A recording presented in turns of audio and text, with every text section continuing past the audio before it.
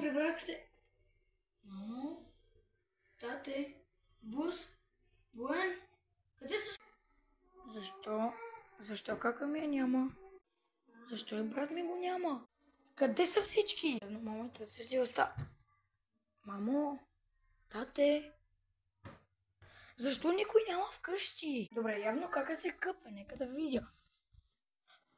Кака не се къпе. Батко сигурно играе на PlayStation долу. Не. Уф.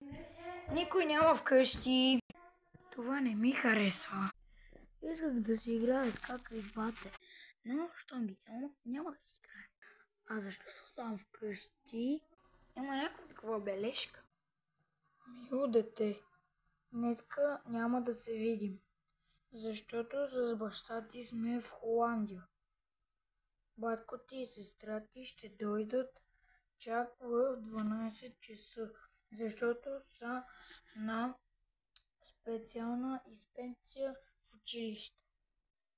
Не, преди да се дошли си заспи, защото утре ти си на училище. Не, докато бата и кака не дойдат, аз няма да заспа.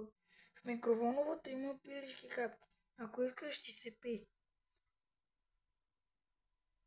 В тенджерата, в печката, вътре има мусака. Си пи си, ако искаш.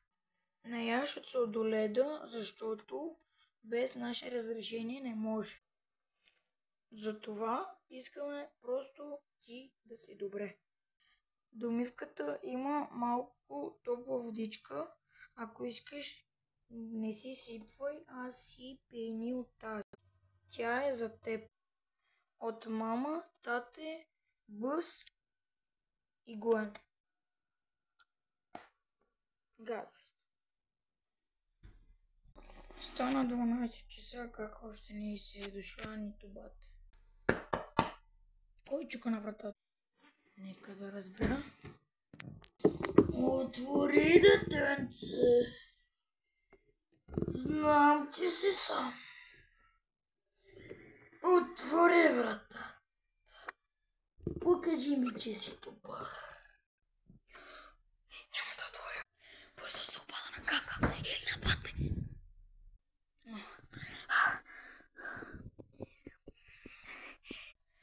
Ало, какво? Ало, исках да ти кажа, че тук ще погледнах през вратата, защото някой почука и има някакъв непознат.